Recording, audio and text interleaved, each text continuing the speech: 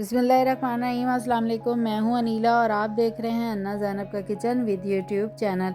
आज मैं आपके लिए बेहद ही मज़ेदार इस सर्दी की मुनासबत से ऐसी रेसिपी लेके आई हूं जो कि बच्चों को बड़ों को सबको बहुत पसंद आने वाली है। बहुत हेल्दी सी रेसिपी है। आज हम बनाएंगे अलसी के लड्डू। बनाने बहुत आसान है, बनते भी बहुत सॉफ्ट हैं और झटपट तैयार हो जाते हैं। तो चलिए रेसिपी देख लेते हैं इसे कैसे बनाया है। अगर आपको मेरी रेसिपीज़ पसंद आती हैं तो प्लीज़ मेरे चैनल को सब्सक्राइब करें, बेल आइकॉन को प्रेस करें, साथ ही साथ ऑल पे क्लिक कर दें ताकि मेरी आने वाली हर नई वीडियो का नोटिफिकेशन सबसे पहले आपको मिले, जो कि बिल्कुल फ्री है। साथ ही साथ रेसिपी को लाइक और शेयर करना बिल्कुल मत भूलिएगा।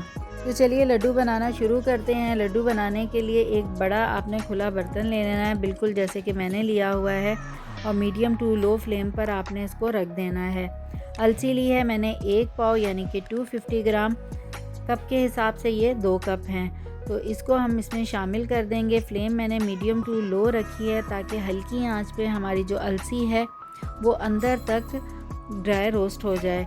तो आपने तेज़ आंच पर नहीं करना कि ये अंदर से कच्ची रह जाए और ऊपर से ये पक जाए। तो इस बात का आपने ख़ास ख्याल रखना है। अलसी के बेइंतहा फ़ायदे हैं, आप नेट पे सर्च कीजिएगा, आपको अंदाज़ा हो जाएगा इसके कितने बेनिफिट हैं। तो इसको आपने तब तक ड्राई रोस्ट करना है कि आपको एक हल्की सी खुशबू आने लगे, और ये जैसे जैसे चटकने लगेगी तो आपको अंदाज़ा हो जाएगा कि ये अब ड्राई रोस्ट की तरफ आ चुकी है। फ्लेम आपने बिल्कुल हाई नहीं रखनी। तो मैं इसे ड्राई रोस्ट करती हूँ, फिर आपको दिखाती हूँ। ये देखें कुछ इस तरीके से ये चटकने लग जाएगी, इसका मतलब है ये ड्राई रोस्ट की तरफ आ चुकी है। 2 से 3 मिनट में मज़ीद इसे इस तरह चम्मच चलाते हुए ड्राई रोस्ट कर लूँगी। इस बात का आपने ख़ास ख्याल रखना है, ये जलनी नहीं चाहिए। बिल्कुल हल्की आंच पर मीठी मीठी ये भून लेनी है आपने। जब ये भून जाएगी तो आपको इसका टेस्ट बिल्कुल ऐसे लगेगा जैसे भुनी हुई मूंगफली होती है। तो आपको अंदाज़ा ना हो तो इस पॉइंट पे आप 2-3 दाने चेक कर लीजिएगा, खा कर देखिएगा, और कच्चे भी खा के देखिएगा ताकि आपको अंदाज़ा हो, दोनों का फ़र्क पता चले। अब मैं यहाँ फ्लेम ऑफ़ कर देती हूँ। अगर मैंने इसी पैन में इसको छोड़ दिया तो नीचे की जितनी अलसी है वो जल जाएगी, तो हमने इसको जलाना नहीं है। मैं दूसरे बर्तन में से ट्रांसफ़र कर देती हूँ, और जैसे ही ये नीम गर्म होगी तो मैं इसे पीस लूँगी। कंप्लीट आपने इसको ठंडा नहीं करना, वरना इसकी पिसाई अच्छे से नहीं होगी। हाँ, मैंने भुने हुए चने लिए हैं विदाउट छिलके के 250 ग्राम यानी कि 1 पाव।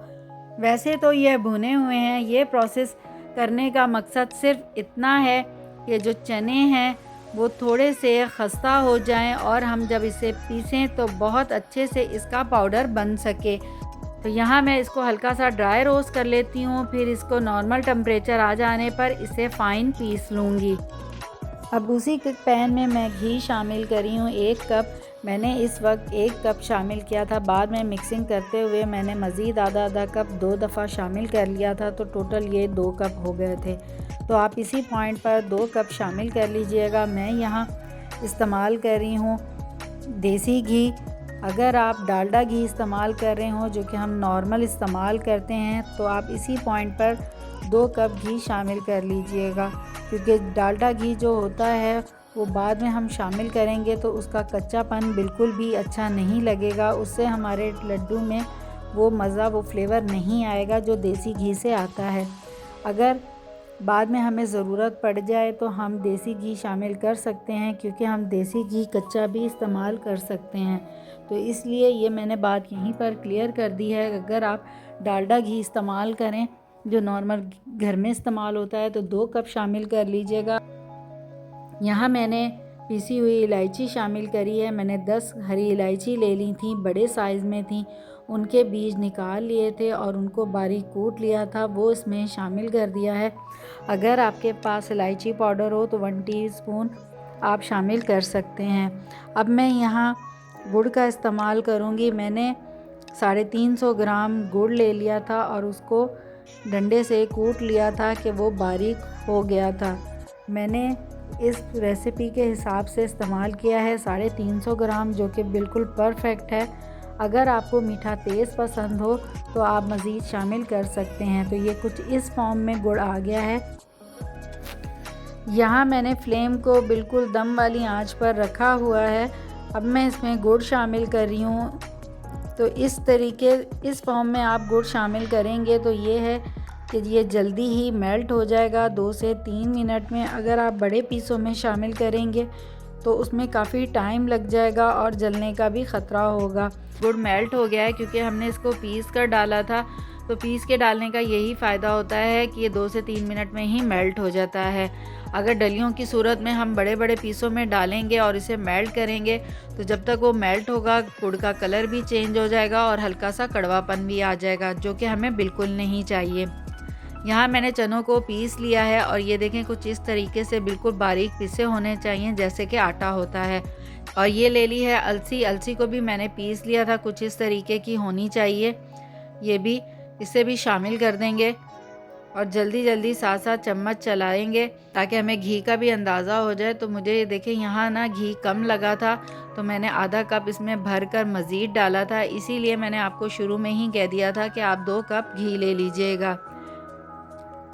तो यहाँ मैंने इसको मिक्स किया था। साथ साथ अब मैं इसमें ड्राई फ्रूट भी शामिल करती जाऊँगी। जो जो आपको ड्राई फ्रूट पसंद हो आप इसमें ऐड कर सकते हैं। यहाँ मैंने 2 टेबल स्पून के करीब साबुत अलसी निकाल ली थी जो कि भुनी हुई थी, और ये लिए हैं 4 मगज़, ये भी 2 टेबल स्पून लिए हैं। पिस्ता ले लिया है 1/4 कप कटा हुआ या हस्बे ज़रूरत। किशमिश ली है 1/4 कप। मूंगफली ली है भुनी हुई, इसको क्रश कर लिया था, ये भी 1/4 कप ली है। यहाँ कटे हुए बादाम लिए हैं 1/4 कप। खोपरा पिसा हुआ लिया है आधा कप। सफ़ेद तिल लिए हैं 2 टेबल स्पून।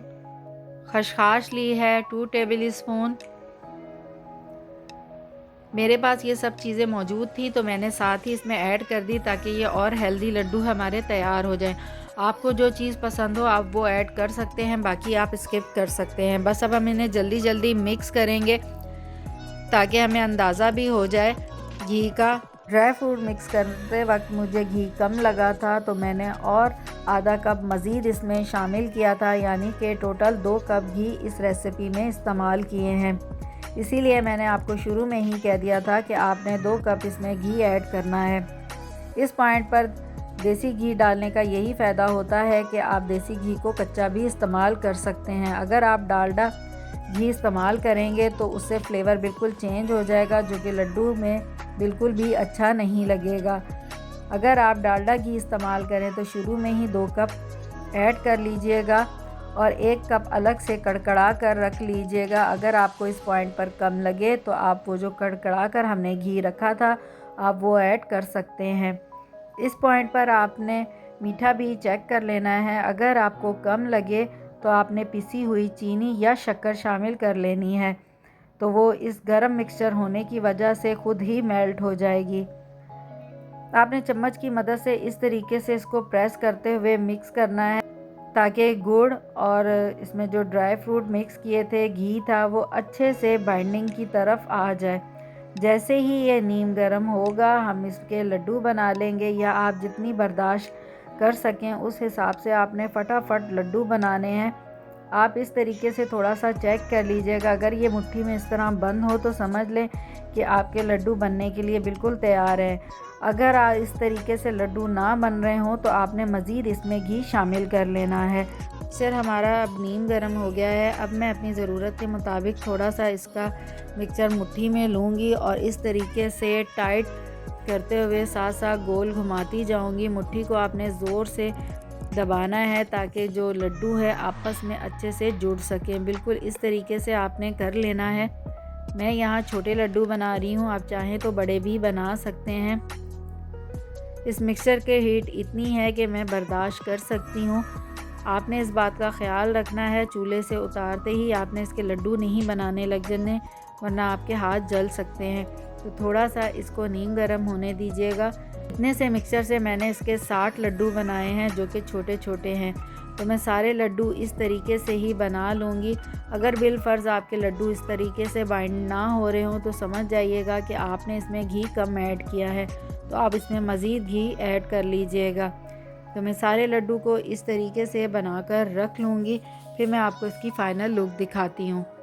लीजिए तैयार हो गए हैं हमारे अलसी के लड्डू, जो कि बहुत मज़ेदार बने हैं, सॉफ्ट बने हैं। जब आप इन्हें एक बार बनाएंगे आपको ख़ुद अंदाज़ा हो जाएगा। मैंने बनाए हैं छोटे साइज़ में, ताकि आप बच्चों को एक लड्डू दें भी तो वो पूरा ख़त्म कर सकें। आप इन लड्डू को एक जार में भर कर रख सकते हैं, महीना भर खा सकते हैं आप। बेहद मज़ेदार हैं, हेल्दी हैं। तो कैसी लगी है आज की रेसिपी, कमेंट्स बॉक्स में मुझे ज़रूर बताइएगा। अगर आपको रेसिपी पसंद आई है तो इसे लाइक और शेयर करना बिल्कुल मत भूलिएगा। और अभी तक आपने मेरे चैनल को सब्सक्राइब नहीं किया तो कर लीजिए, ताकि मेरी आने वाली हर नई वीडियो का नोटिफिकेशन सबसे पहले आपको मिले। इंशाल्लाह ताला इसी तरह नई रेसिपी के साथ हाजिर होंगी। दुआओं में याद रखिएगा। तब तक के लिए अल्लाह हाफिज़।